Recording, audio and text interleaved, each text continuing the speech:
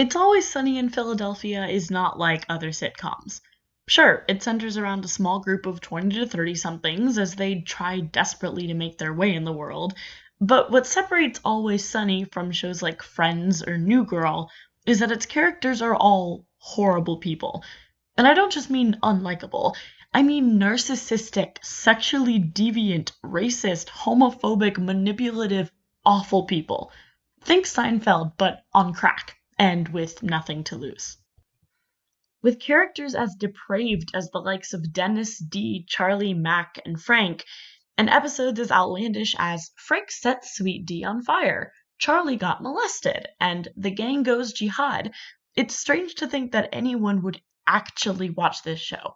It's offensive, morally reprehensible even, and yet Always Sunny is wildly successful.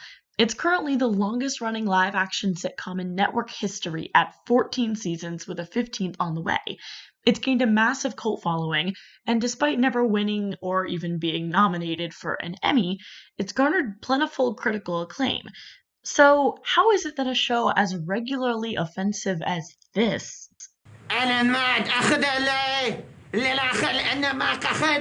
can be described by The New Yorker and the BBC as the best sitcom on television? The answer lies in who the audience is laughing at and why. It's Always Sunny in Philadelphia is one of the most socially progressive shows on television because it invites the viewer to sympathize with marginalized characters, all while laughing at the intense bigotry of the main characters, and forcing viewers to consider how our own personal prejudices factor into a world where people like this can still exist. To understand how Always Sunny gets its audience to laugh at bigotry inherent in American society, we'll look at how the show portrays bigotry perpetuated against three specific groups of people: Black Americans, people with disabilities, and people who are transgender. Let's turn to the first episode of the show, the appropriately titled The Gang Gets Racist. In this episode, Dee brings a guy she met in her theater class to see the bar where she and the rest of the gang work, Patty's Pub. The episode opens with Dee walking into the bar before her friend to ask the guys to be cool. Unfortunately for Dee, things get very uncomfortable very fast. Oh, hey man, we're closed. Yeah, I know. Whoa, we don't want any trouble. Guys, this is Terrell from my acting class. Hey man. How's it going? It's going good. How you doing? Good man, just chilling, dude. Great. Just closing up shop. Yeah. Guess you guys don't have too many brothers walking through here. No, there's plenty of brothers. Yeah, we got plenty. African American. Yeah, we get it. You might know some of them. Yeah, we're probably related. No. I wasn't implying I that don't you think were he was implying that you guys are all related. related. That's ridiculous. You know what? Sweet Tea came in here just a second ago, and Right. she started talking about acting class, and you know we weren't expecting. Yeah, we didn't weren't expecting you to be black. That's all. Right. In a 2015 article featured in the Journal of Pop Culture titled Illuminating Whiteness and Racial Prejudice Through Humor in It's Always Sunny in Philadelphia's The Gang Gets Racist, author Kenneth Ladenburg explains, what we see in this scene is an example of code switching, specifically backstage and front stage presentations of whiteness. Ladenburg explains, when white people are among solely other white people, i.e. a place where they feel they can openly discuss race, they're essentially backstage in their representations of their whiteness.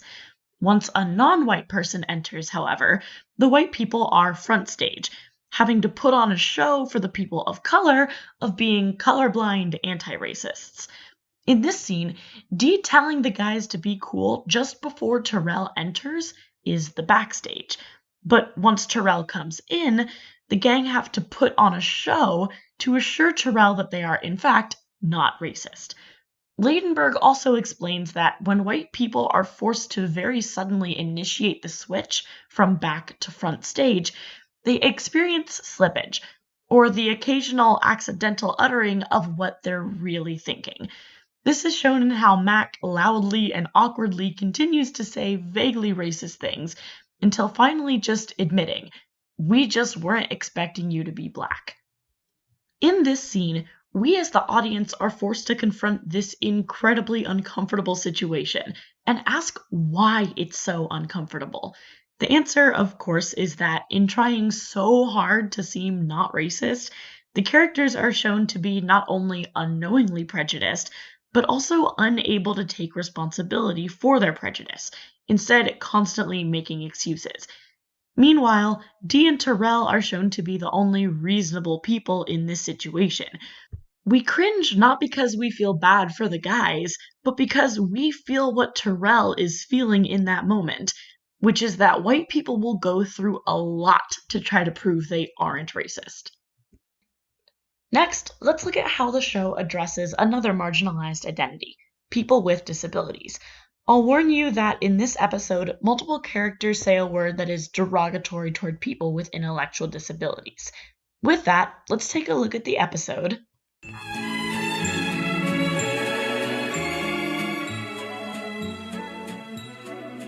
In this episode, Dee begins dating an up-and-coming rapper in the Philadelphia area named Lil Kev.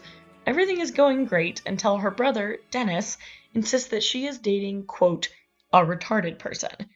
Naturally, the normal response to this would be for Dee to say something about how Dennis shouldn't be using that word, or how she doesn't care if he's disabled. But of course, the characters are all terrible people. So instead, she and Dennis become obsessed with trying to prove to the other that Kevin either is or isn't intellectually disabled. Meanwhile, the other characters decide that if a disabled person is able to be a popular musician in Philly, naturally it should be easy for them to do the same. In both plots that happen in this episode, it's clear that these characters believe Kevin's supposed disability makes him beneath them in some way.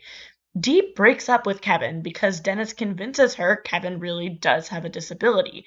Mac, Charlie, Dennis, and Frank all form their own bands because they must be better than the disabled guy, and if he can do it, so can they.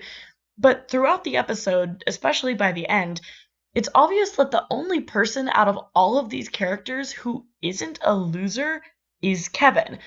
After forming their bands, the gang tries to give a concert at Patty's, but Kevin shows up to upstage them and to dunk on Dee. Bust a little freestyle for you. This one's for my girl D. This one's for you, baby. Word. Yo, let me tell y'all a story about a girl I knew. A broke-ass bitch with a gay-ass crew. She said that I was cute. She said that I was funny, but the honey couldn't stop looking at my money. Busted old lady with a flat, tiny ass. Her body like a skeleton in science class. Face beat up by the school of hard knocks. Hair so fried and bleached by Clorox. It's like she's skinny, fat, in all the wrong places. Mother's gotta cover the baby's faces. When she walks by, people think she's Godzilla. Straight out of Compton? No, y'all. Straight out of Thriller. Looking like a zombie, walking like a chicken. Mouth full of shit, that's why breath be stinking. Just one question, D. Before you take your bow, this gravy train's leaving. So who's retarded now? Yeah. Ladies. Later, bitch. Here, it's made abundantly clear that no one likes the other characters.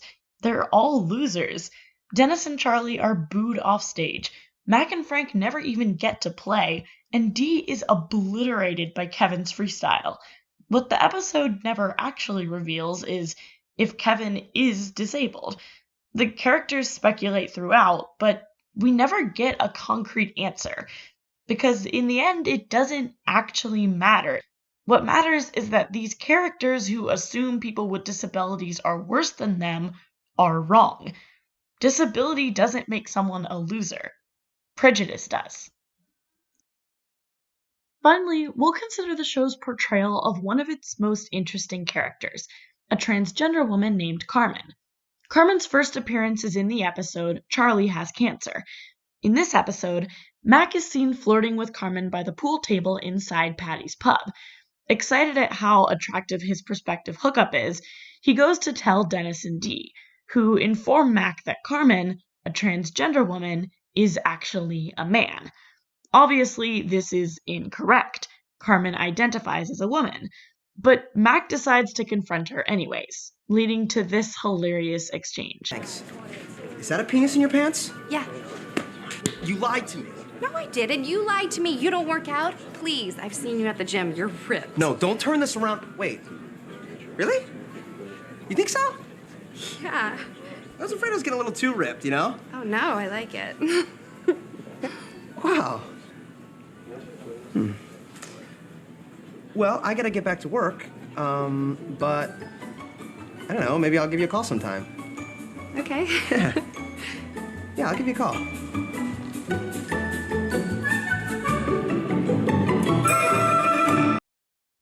The show clearly poises Carmen as attractive, charming, and charismatic. She's the perfect girl, yet the gang arbitrarily has a problem with her solely because she's transgender. Time and time again, the show contrasts the beautiful and confident Carmen with the moral bankruptcy of the gang, especially in the montage scene showing Mac's date with Carmen and another character, Charlie's date with the waitress he's in love with. While Charlie's relationship with the cis waitress is considered morally acceptable, their date is both awkward and rife with examples of the waitress using Charlie to buy her things. Meanwhile, Mac and Carmen's relationship is perceived as gross by the gang, but the couple clearly has both physical chemistry and a personal connection. However, Mac is unable to reconcile his feelings for Carmen with the cognitive dissonance he feels because of his transphobia. This plotline is furthered in Season 3 episode Mac is a Serial Killer, when Mac continues to hide his relationship with Carmen from the gang. Maybe we could go out or something. You know, to a restaurant. Or to your bar. Ooh. Ooh. Yeah, that's not gonna work. I'm getting tired of this. I feel like you're afraid that people will see us together. No, I don't care if people see us together. I just don't want them to think that we're dating. We are dating. Look, I don't think it's too much to ask for you to keep this quiet, considering your condition, right? Look, it's not like I'm ashamed of you. I'm ashamed of myself. In an article published in the Lesbian, Bisexual, Gay, and Transgender Studies Commons titled It's Always Sunny in Philadelphia, Scaring Away All the Critics but Still Adding to Our National Conversation, author Diane Shepler describes Mac's attitude toward Carmen as vying to reclaim power over his conflicted sexuality. She explains, Mac feels confused by his desire for Carmen. As such, he hides his relationship with her so he can still have some control over the situation. Mac's fears, Shepler reminds us, are entirely socially constructed. He has no qualms about being with Carmen when it's just the two of them, but he fears what society, namely his friends, will believe if they find out. The show invites us to laugh at how backwards Mac's thinking is, at how horrible it is that Mac would rather his friends believe he is a serial killer than to have them know that he's seeing Carmen. But the message underlying the comedy is a rather tragic one. Because of the gang's bigotry and Mac's own inability to accept that he is attracted to a trans person, he denies himself and Carmen a chance at love. The next time we see Carmen in the show is much later. She's happily married and Mac is still probably in love with her, unable to admit that he wants to be with her. Once again, the person that the gang has marginalized is the only reasonable character in the situation, and she ends up happy, in a better place than the gang. Meanwhile, Mac is forced to stew in what might have been had he not been so closed-minded. At its heart, It's Always Sunny in Philadelphia is a show about prejudice. But unlike other offensive comedy, the people who experience bigotry are not the butt of the joke in Always Sunny. The bigots are the butt of the joke. They're the ones who continue to find themselves at the bottom of the totem pole, unacceptable by the standards of normal, well-adjusted people. The gang are a reflection of the worst impulses of American society, and we, the viewers, are supposed to hate them. But we're also supposed to see ourselves in them.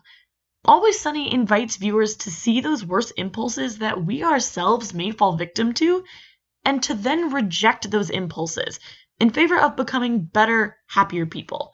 And if that's not social justice, I don't know what is.